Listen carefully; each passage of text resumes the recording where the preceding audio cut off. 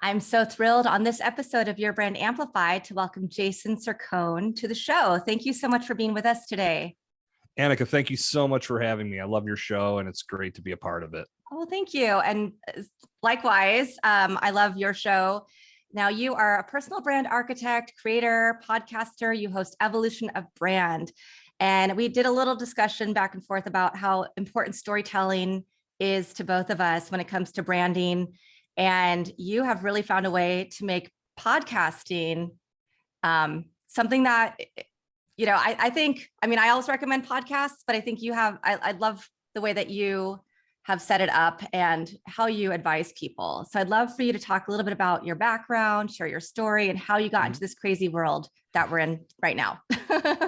Yeah, I began podcasting back in 2015. I entered into the world of this medium a little awkwardly. My friend and I had been kicking around some ideas about what we would want to do if we start a podcast, and we were big into sports and pro wrestling and all this geeky stuff. And then I was working in the craft beer industry at the time. I had started a craft beer advocacy blog, and that morphed into doing some promotion and marketing and sales and things of that nature with some of the breweries and the bars. And I came up with this idea to launch an app that would be a centralized hub for people in Pittsburgh, where I'm located, to find events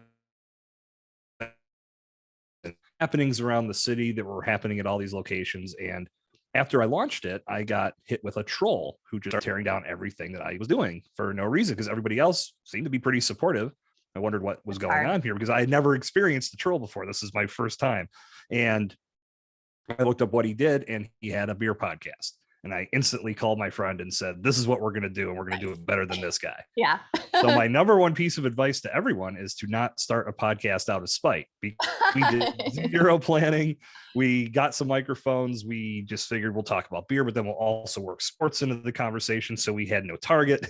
There's just so many mistakes that we made. But in reality, what that experience gave me was a rekindled love affair with audio, because I did a radio show in college and I loved it. And got me to meet or put me in front of some great people to talk with, which ultimately had me fall in love with podcasting. Mm-hmm. And we took that show as far as we could. And then I launched another show. And while I was doing that, I discovered that I really wanted to get better at this. I wanted to hone my voice and discover what others were doing to make quality audio, and not just audio, but overall broadcasting. So I shut down that podcast. I just took a year and a half off to study. Wow. So I listened to podcasts. I was watching people on television, newscasters, sports personalities, how interviews were conducted on radio and TV and on podcasts as well. And it really helped me refine my skill set. And then once I jumped back in, I was able to do so much more confidently and with a better plan of action. And that has just snowballed over the past several years of helping others launch their podcasts, and then helping them find great opportunities to build their personal brand on podcasts that align with all of their objectives. And as you had mentioned, Annika, the storytelling element, huge. And the podcast platform is all about telling stories. I just told one. This is the greatest place to totally is. Share these experiences. And when people tune in to a podcast, that's what they're in for. It's not just about this rigid structure, like as if you're listening to a lecture in college or in high school, because that can turn some people off. They want to hear something that's compelling and engaging. And the podcast platform gives you so many opportunities to do that effectively. Absolutely. And I love that, because my career has been very organic. I was asked to help promote a DJ when I was in high school, and then that launched me into marketing, and everything since then has kind of been organic. So I love the fact that you started in one place, you were learning how to do stuff for your own brand, and then you said, oh, let's do this. And not only are we going to do this, but I'm going to then spend time really understanding what I'm doing and really digesting it. And you have an amazing voice. You have a great voice. So I can see how you had a radio show. And I think that it makes you really comfortable, right? Being able to talk. Now, there are a lot of people who are like, okay, I know I need to get my brand out there, but I'm shy, or I don't feel comfortable public speaking. because they might look at this as public speaking, not just one-on-one, because they know they're thinking about like all the people who are going to be listening down the road. Mm-hmm. How do you get somebody comfortable with this medium? And is that like, how do you navigate that? It starts with preparation, and it also starts with having a clear understanding of what one would want to accomplish by building their brand on this medium. Yeah. And when you have some clear goals and some realistic expectations, that's where the comfort will start to come together.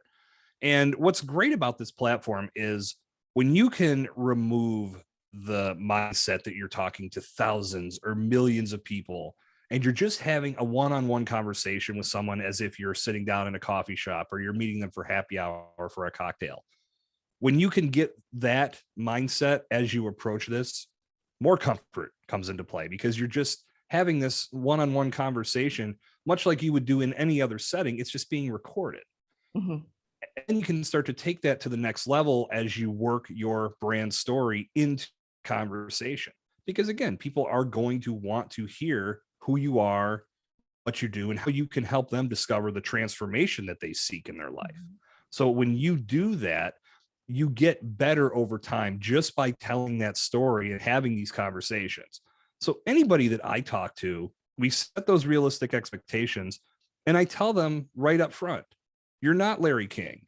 You're not Walter Cronkite. To go way back in time, these are some of the best interviewers of all time, in my opinion. Yeah. And some people may not agree with that, but their legacy stands the test of time. And I've basically said, look, you can get to that point sometime, but don't think it's going to happen overnight. It comes with practice. It comes with putting in the reps and getting a little bit better each and every time. Mm-hmm. I've talked to a lot of people, believe it or not, that will go do these interviews or even host their own podcast. I don't know how they get away with this, but I don't listen back to those episodes. Like editing, like at least for the podcaster side, but from the guest side, they'll tell me, yeah, I don't want to hear my own voice. And that's one of those hurdles. Many people think that their voice is just terrible, but that's in your mind, and only in your mind, because people aren't listening because they think your voice is good or bad. They're listening because you have something valuable that you can offer them. Yeah. So they're not thinking about the tone of your voice.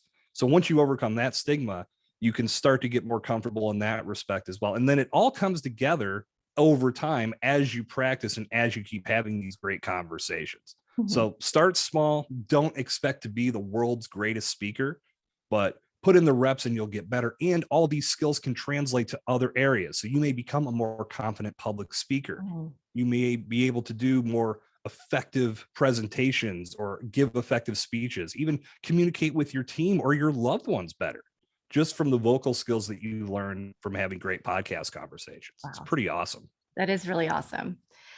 So now you full-time focus on podcasting, on your own podcasting, and helping entrepreneurs, brands, and professionals understand how to use the medium. Do you help people start podcasts as well as be guests on podcasts?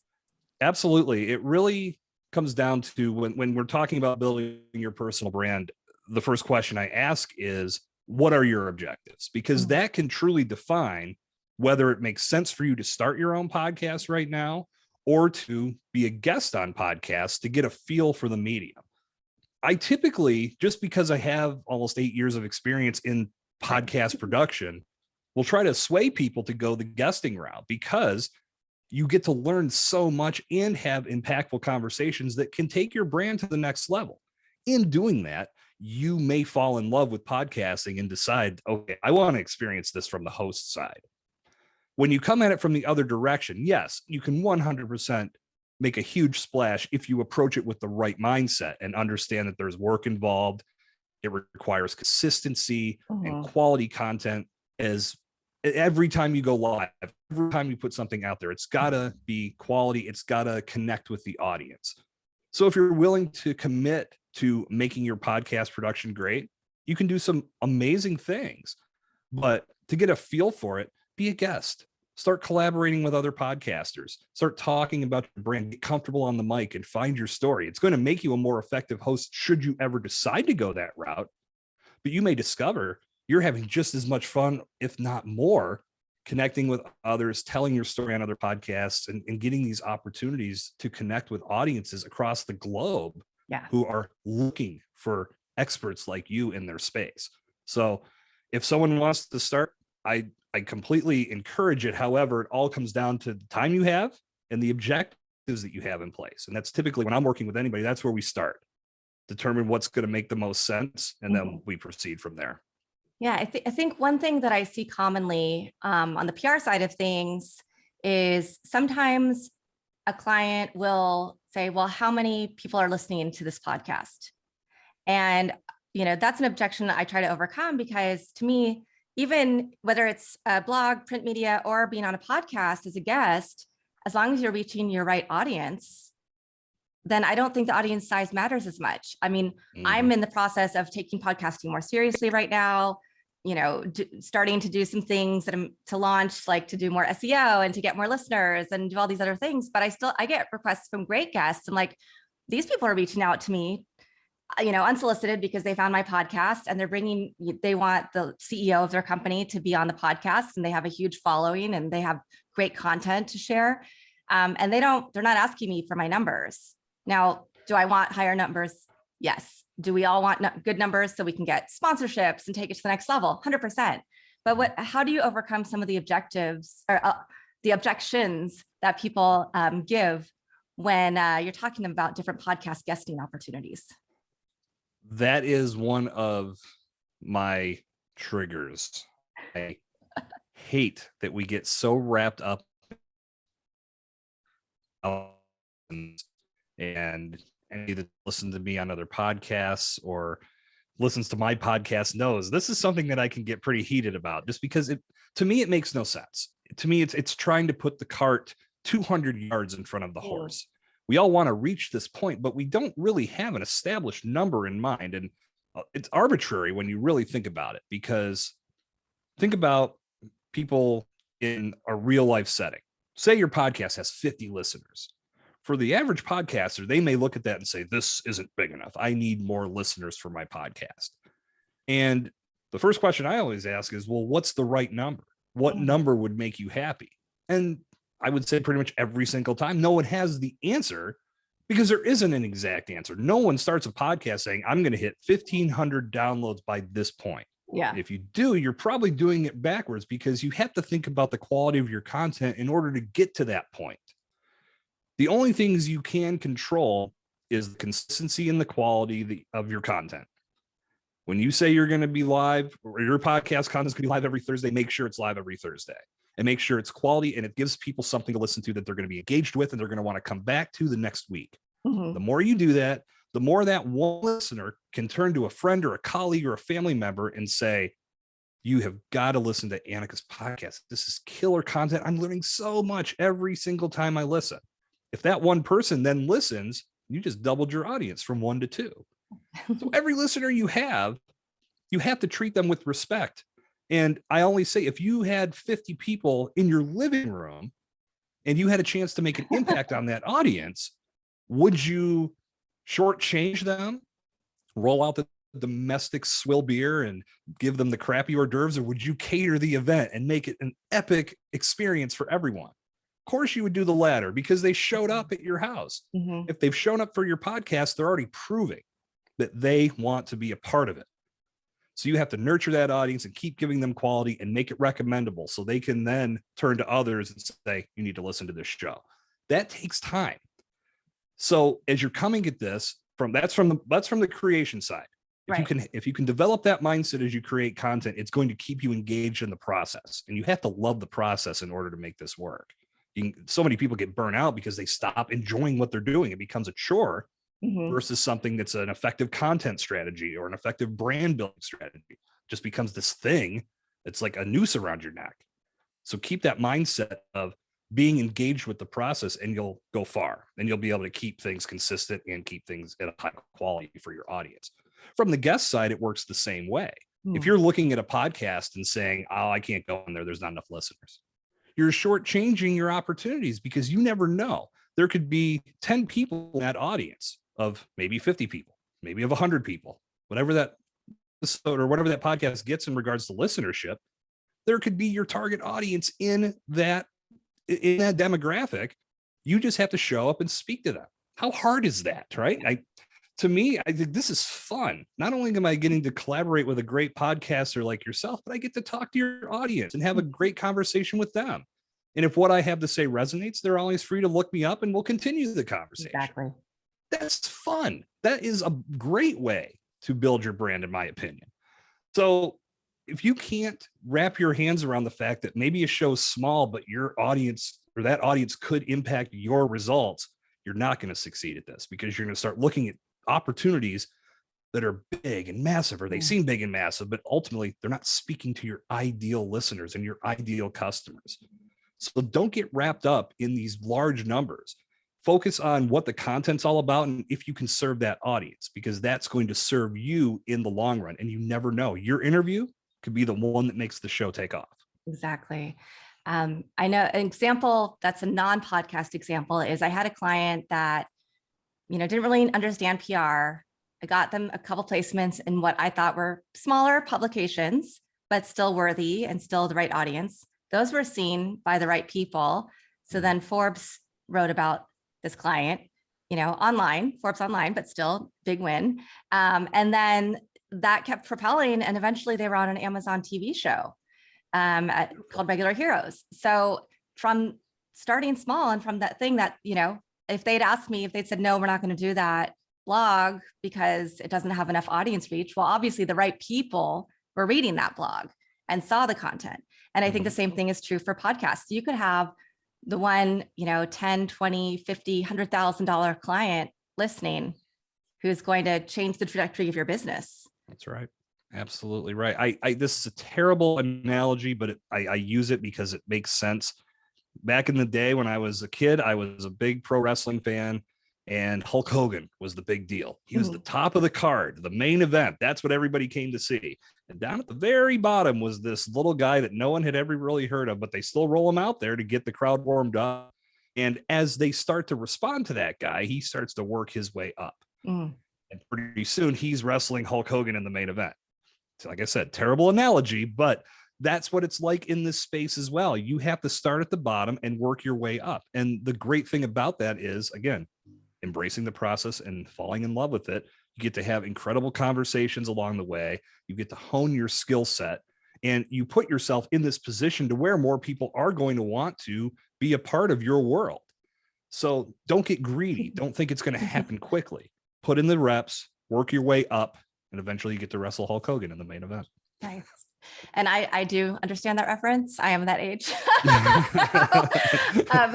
Yeah, there might be about some younger people going, Hulk who? Is there ever a time when somebody wants to work with you and you say, you know what, I don't think you're ready, or this isn't the right time, or, you have to turn them away for some reason or other? Because we don't talk about that side of things. So that's I have run into that. I mean, I've learned from experience, and I can tell now. Unfortunately, I haven't encountered this a lot because sometimes you can't recalibrate somebody's thinking. They've got the mindset that this is how this has to work. And no matter what you do, you're not shifting that mindset. But if someone were to come to me and tell me I want to be on these massive shows, well, why? What are you really looking to gain from that? And what is that going to do to serve you?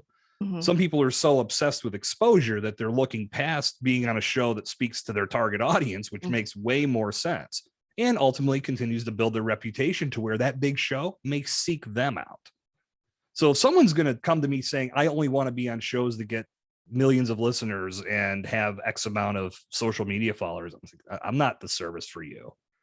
I mean, we're going to deal in podcasts and companies and organizations that are going to serve you, because that's really what this is all about. At the end of the day, we're looking for results. So if the big shows are going to deliver those results you think they are, then you got to do that on your own or find somebody else. Because I've in my experience in trying to do that, you don't get a lot of responses from those major shows either, because they aren't necessarily they're not like taking in these people. Like if you reach out to them, they're looking, and then their people reach out and say, I want you on this show. Right. They may have a process in place. They may have an appearance fee. I've seen all of these different things. So really that's what it's all about. I mean, the big experience I have is timelines. And on the flip side of that, with starting a podcast, it's not always a top priority. I always have to bring my own expectations down a touch, because I know where, being in this space and knowing how it works and fully entrenched in my own podcasting efforts, some people may not see it that way, despite how much I'm telling them, yes, this is what you need to do. It's still not going to be the top priority. Yes, we're going to use this as a content strategy at some point, but I don't necessarily need to start right now. I can get to this eventually. Yeah. That can be frustrating on my end, because start a podcast now. There's no benefit in delaying this. If you really want to do it, get started. But other people are going to put other initiatives in their business first. That's because it's what they know. Mm-hmm. So like I said, I will temper my expectations and bring them down a tad. And I don't turn anybody away. I always just tell, look, I think you might be making a mistake delaying because you want to start getting content out there, but I can't force you to put your other initiatives on the back burner. That's something you have to be the one to bump this up the priority list. Yeah. That's some of my experience in that regard. Do you have a one or two case studies you'd want to share of clients who started working with you and then like they had their light bulb moment? They were like, yes. And they were like, oh my gosh, I'm seeing so much more than I even expected out of this experience.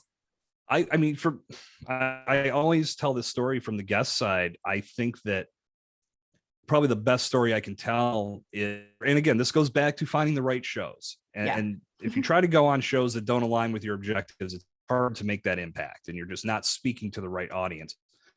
I always look at what can we do to maximize this experience for one of my clients, and will they be somebody that maybe could use their service as well? And it was because of this experience that one of my past clients had made me realize, okay, this makes sense. What are they promoting? What is their product? What is their service? What do they do? And in finding a podcast audience that's going to resonate with what they do, the host is probably going to as well. So can we get them on board before the interview even goes live? When that happened. So she did the interview, everything went great. And then at the end, the host realized, I need this, and signed up. So that's so right, that pays off. There's your benefit right there. And that's the power of this. When you approach podcast guesting as a networking tool. Yeah. If you're out to make it all transactional, results are minimal to none. Yeah. But if you come at this looking to build a lucrative relationship and actually connect with someone and build some form of chemistry that could lead to mutual partnerships or them referring you to others or vice versa, that's how you can maximize your time in this space. That's what takes your personal brand to the next level. So that's one story I'm always proud to tell.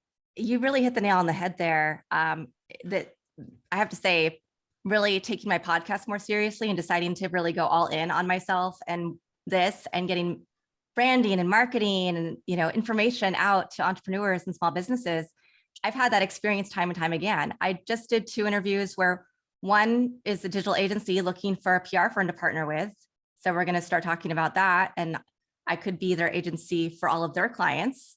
And then the next one was a guy who's a coach, does coaching in a different way than what I've heard or experienced before, and is about to start a mastermind. So I'm having a conversation with him because I was like, that's something that I need, that, I need to build that community of peers who we're all going to hold each other accountable to reach our goals and our intention setting. So it happens to me all the time. And that's, I think, one of my favorite things is meeting people I would not have met, getting to network, because you're not having to rely on the local networking, right? You're meeting people nationally, internationally. Mm-hmm. Yeah, that's the greatest thing about the podcasting platform, in my opinion, is the ability to network. And again, you have to approach it the right way. Yeah. If you're coming with this transactional mindset that you're just showing up to talk or just to sell, it won't benefit you, because in a lot of cases, if you go into sales mode, the audience may get turned off by that. And that's if the show even goes live, because the podcaster themselves may say, I'm not going to expose my audience to a sales pitch or an infomercial. people arrive at this podcast for value and to be impacted and compelled and engaged. A sales pitch isn't going to do that. So I'm not going to air this episode. So if you show up to the interview in that mindset of, I got to sell, and I've got to make all of these sales and get X amount from each podcast, it's the wrong approach. Your job is to bring value to the microphone, to provide some sort of impact to that audience. And again, you want them to resonate with your message, so they check out what else you have to offer. Once they enter into your ecosystem, then you can build from there by nurturing them and turning them from customer to brand advocate, just like you would any other lead that comes into your funnel. But yeah, there's this opportunity to connect with so many great people in so many spaces, and you never know what kind of opportunities are going to present themselves. So you have to be positioning yourself as an asset that's going to help that podcaster grow their audience. That makes you a very important person in their life. And now they are going to do everything they can to tell their audience, you need to check out what this person's doing, buy their book, get their course, get their giveaway, whatever. You're going to be more prone to do that for someone that brings value to the microphone versus someone that just shows up trying to sell, thinking that they're going to get some sort of financial gain just from being a salesperson on the airwaves. And that kills the networking opportunities if you go that route.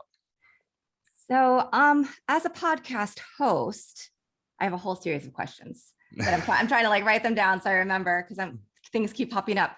As a podcast host, what do you do when you get a guest who, I mean, sometimes they might be a podcast host themselves, but they're just not, you're trying to pull stuff out of them and they're just not giving you what you need to have a conversation like we're having. You know, they're giving short answers or keeping it salesy.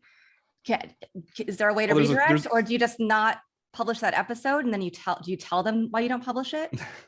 I have had that experience. And I mean, typically what I would try to do in that case is, what can I do to edit?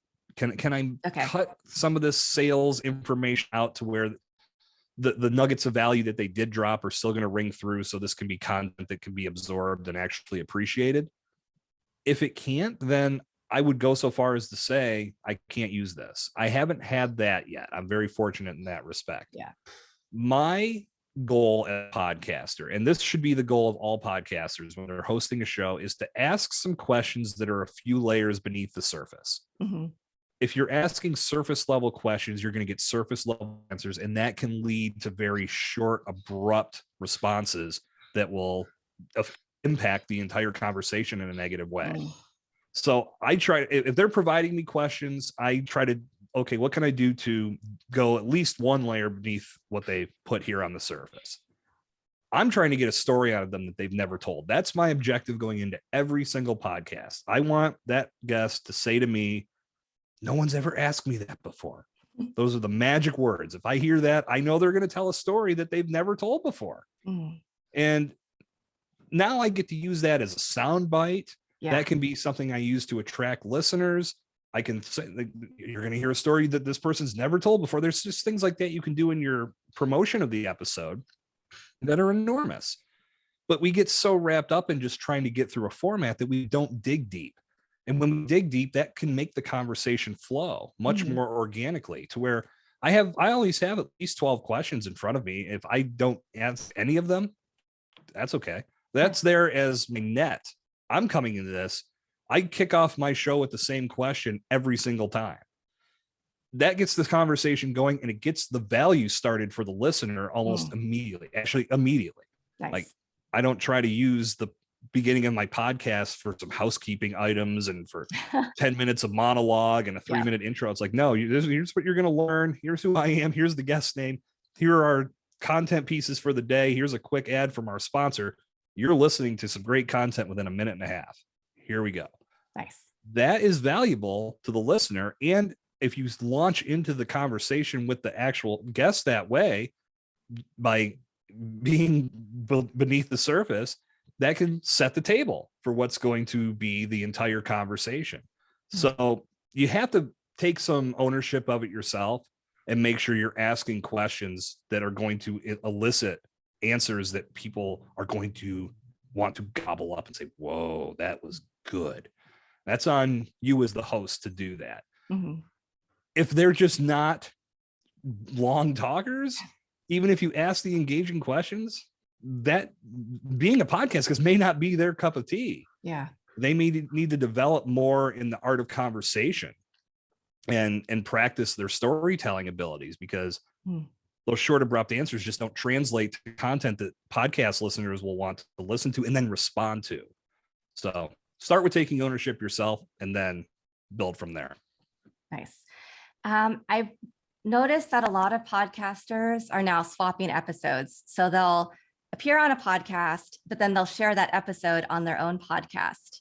I wanted to get your take on that strategy. And if it really adds value, if it's, I understand the cross promotion aspect, but I've also kind of gone, I don't know if other podcasts that I'm on would jive with the content that my listeners get on this podcast and vice versa.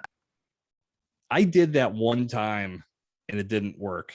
I mean, it was by request of the other person, and it's one of my least listened to downloaded episodes. Oh. And, at the end of the day, when I look at that process, my thought is, wouldn't it make more sense to drive people to their podcast so they can experience some potential growth from my audience? Mm-hmm. If they're hearing that exact audio file on my network, what is the benefit of them to jump over and listen to this podcast?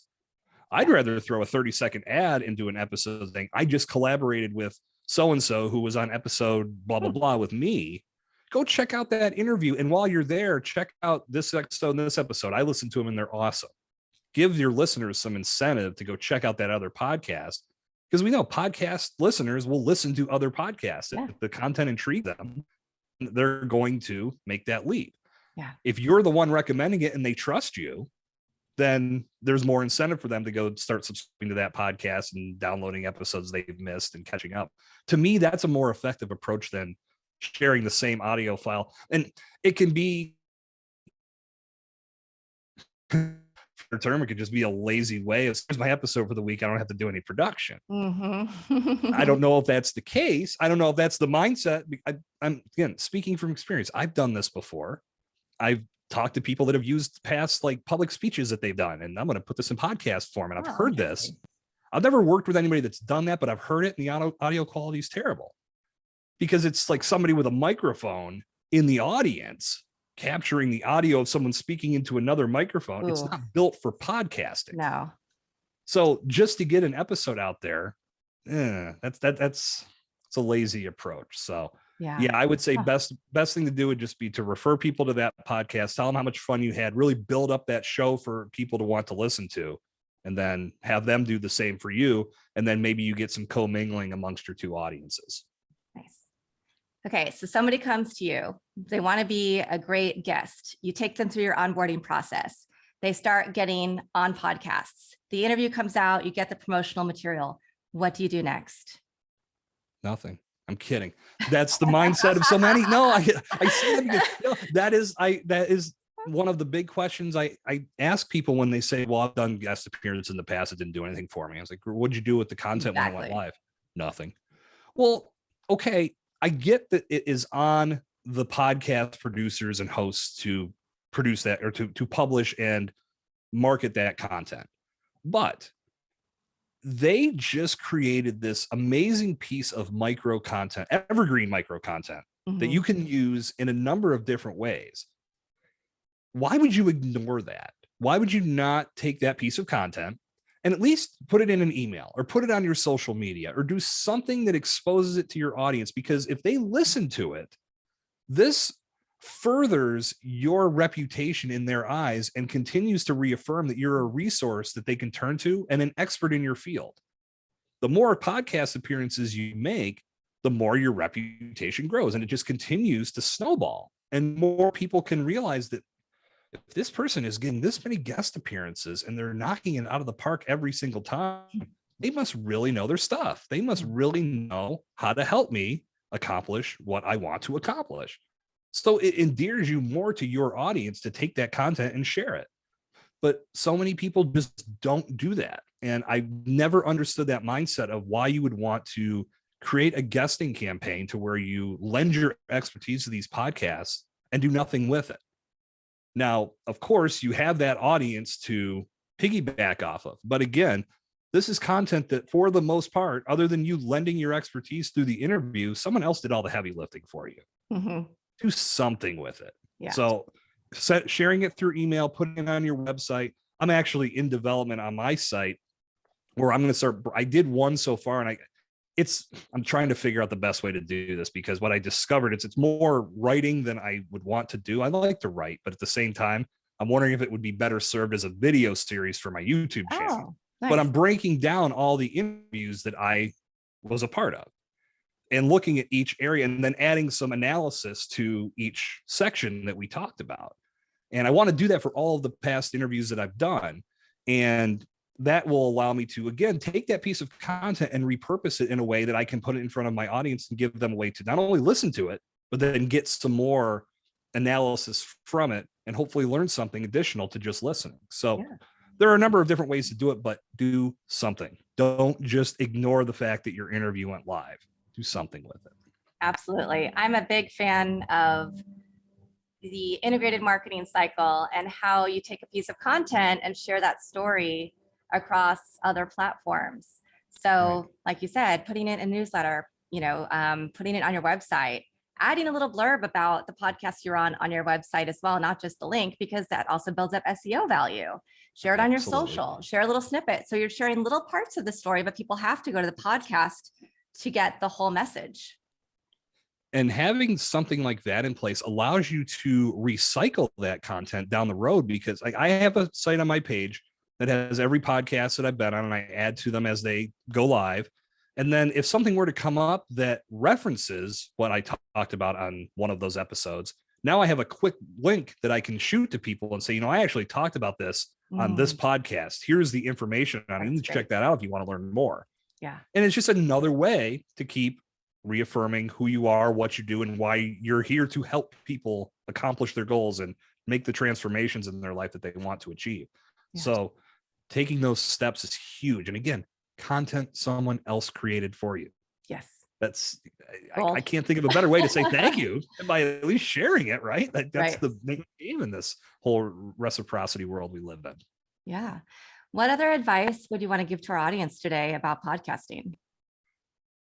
Be patient. If you're just getting into the podcasting game, don't try to get too far ahead and don't get consumed with numbers. I know we talked about this and spent a great deal of time already, so I don't have to go into this in too much more detail, but I will reaffirm the importance of focusing on the value that you're putting into the world through the podcast platform is going to get you so much further than trying to land an appearance on a show that appears to have massive numbers, because those massive numbers, they may be the result of the audience falling in love with the host. If they've fallen in love with the host, the guest is there to contribute content, but they're there for the host. You think of some of these daytime talk shows and people are there cheering the crap out of Wendy Williams and all of these people that are hosting their own shows. That's what draws them in. It just happens to be that Matthew McConaughey is here today. So yay. But you have to think on that level. It's all about the value and it's all about the consistency. So make sure you're focused on those two things. Put quality content into the world on a consistent basis, whether you're a guest or a host of your own podcast, and good things will come. And maximize each piece of content by sharing it with your audience and continuing to up your personal brand value as you go. Very great summary. Thank you, Jason. Now, what's next for you and your brand? Are there any other offerings in the works for you? Right now, I have the coaching platform available for anybody that's looking to explore this a little deeper. If you really want to dive deep into the guesting side, I put together an intensive training program that really covers all of the nuts and bolts. And I have a process that I use with all of my guesting campaigns that I will teach you. And you can check that out at guestaccelerator.com to get more information. But I would say anybody that really wants to learn more about what I'm doing, jump over to jasoncercone.com/yourbrandamplified, and you're going to get access to some great information to get started with. It's really going to give you some foundational information to know what this is all about and what you need to be focused on. And since you'll be on my website, you can look around and check everything else out. And I'm always open to having conversations with anybody that wants to explore this space a little deeper and truly grow their personal brand because of it. Awesome. And how do people find you on social media? Best way to go, I would say I'm just now starting to do more with Instagram. Okay. I deleted everything I had on Instagram. Oh my I gosh. I went through because I was scrolling through trying to figure out everything I've done over the years is here, and none of this is relevant anymore. And I really want to get this thing focused to the personal brand side and how you can do this with podcasting. So I just said, you know what? I will say it's hard to do that. It's hard to go through because Instagram does not make it easy to delete content. But I, over the span of a few days, was able to do so. So that's at Jason Cercone. And I'm going to be sharing reels about using the podcast space to build your personal brand. And I'll be giving podcasting tips. And I'm also sharing some episodes of my podcast in 60-second summary form. Nice. That's wonderful. And do you have a favorite mantra or quote? You've got to get up every morning with determination if you want to go to bed with satisfaction. Oh, I like that. George Horace Lorimer. Good one. Thank you for sharing that. Jason, thank you so much for being on the show today. Audience, I'll have everything in the show notes for how to reach Jason and the Podcast Accelerator, to listen to Evolution of Brand podcast, all of the good stuff. And by the way, if you're listening, please do go to both of our podcasts and leave reviews. Listen to Evolution of Brand, leave Jason a review. If you haven't left me a review yet, do the same on your Apple is my preferred place to leave reviews, but anywhere that you want to will be it'll make my day. So thank you again for coming back and for another week of Your Brand Amplified, and I'll see you again next week.